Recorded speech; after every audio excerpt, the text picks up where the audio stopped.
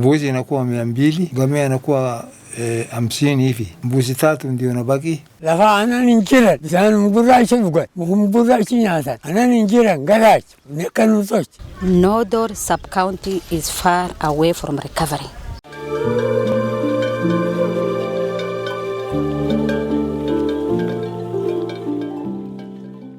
Hii ndio taswira ya mara kwa mara kutokana na changamoto ya majanga haswa ukame uliokithiri au mafuriko katika eneo kame kaskazini juu mashariki mwa Kenya na taifa jirani la Ethiopia. Kwa jamii ya wafugaji eneo hili, mifugo hususan mbuzi, kondoo, ng'ombe, ngamia na punda ni wanyama walio na thamani kubwa kujikimu kimaisha. Ila kwa sasa rasilimali hiyo muhimu imekuwa adimu, idadi kubwa wakiangamizwa kutokana na athari ya ukame wa mara kwa mara, huku wakazi wakisalia kukumbana na janga la njaa. Kuanzia mwanzoni mwa mwezi huu, hali ya ukame nchini ilikuwa ikiendelea kuwa mbaya, huku zaidi ya watu milioni 3.3 katika eneo kame wakihitaji msaada wa dharura wa chakula, milioni 1.5 kati yao wakihitaji msaada wa maji na watoto 200,000 wakikabiliwa na utapiamlo, kwa mjibu wa ripoti ya shirika la Msalaba Mwekundu Kenya Red Cross. Aidha, katika kaunti ya Marsabit zaidi ya watu 158,000 wanahitaji msaada wa chakula, kwa mjibu wa mamlaka ya kukabiliana na ukame nchini NDMA. Guyo Golicha ni mshirikishi wa NDMA kaunti ya Marsabit. Area yote imeathirika vilivyo, kwa sababu ukiona Marsabit town ambayo kawaida tunasema ni forest, mvua ambayo ilipata Oktoba, Novemba, Disemba ni 30 mm pekee yake. Hiyo inamaanisha hakuna mvua kabisa. Kawaida tukiwa na upungufu ya maji na rasilimali tunakuwa na vurugu hapa na pale. Wanafunzi 4,000 hawako kwa shule, wamepotea. Hiyo wanafunzi hawajulikani mahali wapo, lakini hasa vile tunavyojua wengi wamehama na wazazi wao. Mahali ambayo ng'ombe zimeenda, mbuzi zimeenda, wamehama na wazazi wao. Kinaya ni kwamba licha ya wakati huu kuwa msimu wa mvua za masika, eneo la kaskazini mwa Kenya limekuwa likikumbana na ukame mkali, ambapo zaidi ya kaunti 20 zinakabiliwa na njaa na kuhitaji msaada wa dharura wa chakula. Shirika la Msalaba Mwekundu hapa nchini linahoji kuwa hali ya dharura ya ukame imebadilika zaidi kutokana na changamoto ya mabadiliko ya hali ya hewa hadi kuwa janga kuu la kibinadamu ambalo limeathiri zaidi ya kaunti 23 kati ya 47. Miongoni mwa kaunti hizo ni Mandera, Wajir, Turkana, Marsabit, Garissa, Tana River, Kwale, Kilifi, Samburu, Isiolo, Baringo, Kajiado, Kitui, Lamu, Laikipia na Narok. Safari yetu inatuelekeza katika eneo bunge kubwa zaidi kwa upana wa ardhi nchini Kenya, North Horr. Hapa tunakutana na mzee Dalacha Roba mwenye umri wa miaka 87 kutoka kijiji cha Manyatachile, eneo la Kalacha, kaunti ya Marsabit. Mzee huyu anabaini kuwa kutokana na kiangazi kilichoanza kushuhudiwa mwaka 2022 hadi 2023 na kuendelea hadi mwaka huu, amepoteza mifugo zaidi ya 200 ikiwemo mbuzi na ngamia. Anasema kwa sasa familia yake imekosa chakula na kulazimika kutegemea chakula cha msaada au wahisani. Tangu ndio mimi nasaliwa bado ona tabu kama sasa. Mbuzi 3 ndio nabaki. Watu hiyo ndio nasaidia sisi wa serikali hivi. Naye Mama Sora Goncha, mkazi wa North Horr, kwa upande wake anaelezea jinsi hali ya njaa imekuwa mbaya hadi hata kupata mlo mmoja kwa siku imekuwa kama anasa au miujiza kwa familia yake. Mifugo ambayo tulikuwa tunategemea kujikimu kimaisha waliangamia wote kutokana na ukame. Sasa kupata chakula imekuwa shida. Hata mume wangu mzee ambaye namshughulikia nashindwa nitampa nini. Tunaomba msaada. Mzee Sora Roba na Diba Dambala Mucho wanasema mifugo waliokuwa wakiwategemea kuwapa maziwa na nyama wameangamia wote. Kulikuwa na mifugo ambaye watu huwa wanategemea, ngamia, ng'ombe, mbuzi. Hiyo mifugo yote ilichukuliwa na kiangazi, ile prolonged drought ilimaliza kabisa. Pengine kitu kama 2-3% ilibaki.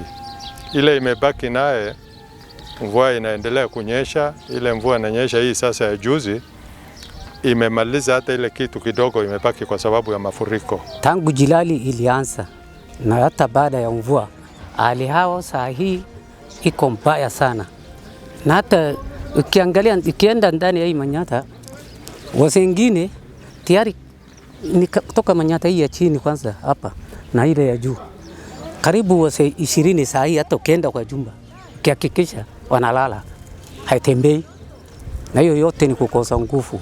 Viwango vya utapiamlo aidha vimeongezeka, huku watoto 810,000 nchini na kina mama 117,000 wakihitaji msaada wa kimatibabu na lishe bora kukabili hali hiyo. Solomon Gubo ni naibu gavana wa Marsabit. Level ya malnutrition iko juu kwa saizi kwa sababu Marsabit Centro Moyale ndio afadhali kidogo, lakini yote ni mbaya. Wazee, watoto, akina mama wajawazito na wanaonyonyesha ndio waathiriwa wakuu, kama anavyoelezea Adano Oda, mkazi wa North Horr. Wakina mama na wazee kuanzia umri ya miaka 60 mpaka kuelekea mbele. Ukijaribu kutembea ndani hii Manyata unaweza kuona maajabu kwa sababu ya njaa. Wanaathirika kwa sababu zamani walikuwa wanatumia maziwa na nyama na supu, na hiyo vitu hakuna. Sasa wanaangamika zaidi. Mwanzoni mwa muhula huu zaidi ya wanafunzi 4,000 waliripotiwa kukosa kuhudhuria shule katika kaunti ya Marsabit kutokana na athari za ukame, wengi wao wakisafiri pamoja na familia zao kutafuta malisho na maji kwa mifugo wao. Wanafunzi idadi zaidi ya 4,000. Unajua kuna wale ambao wanafaa kuwa grade 10 na hawajafaulu kwenda grade 10 kwa sababu ya ukosefu wa pesa, karo na kadhalika. Kuna hiyo changamoto.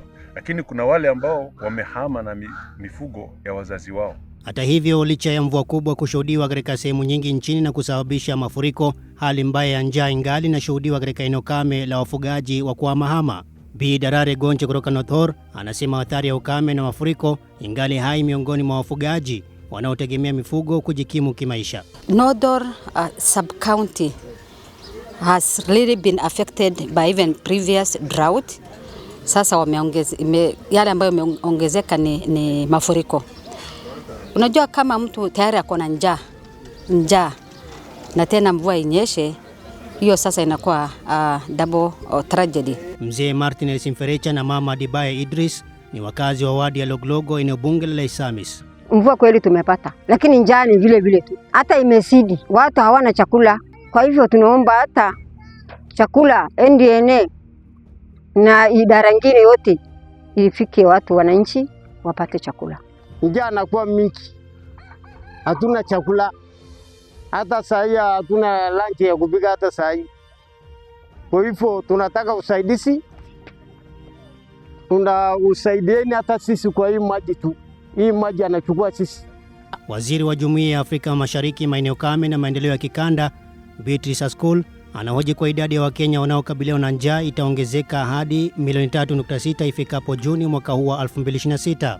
Waziri huyo anabainisha kuwa mvua kubwa inayoshuhudiwa katika maeneo mengine ya taifa hili na kusababisha maafa ya makumi ya watu haijapunguza hali ya njaa katika kaunti zilizoathirika na ukame. Hivyo basi mikakati kabambe inahitajika kuokoa maisha.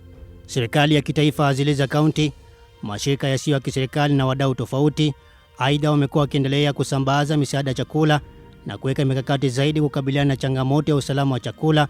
Shirika la chakula duniani WFP linajihusisha katika uhamasisho wa kutumia chakula mbadala chenye lishe mwilini. We have started seeing the positive shift of these healthy habits, and as WFP this is a pathway to self-reliance and also a model of sustainability for the nutrition.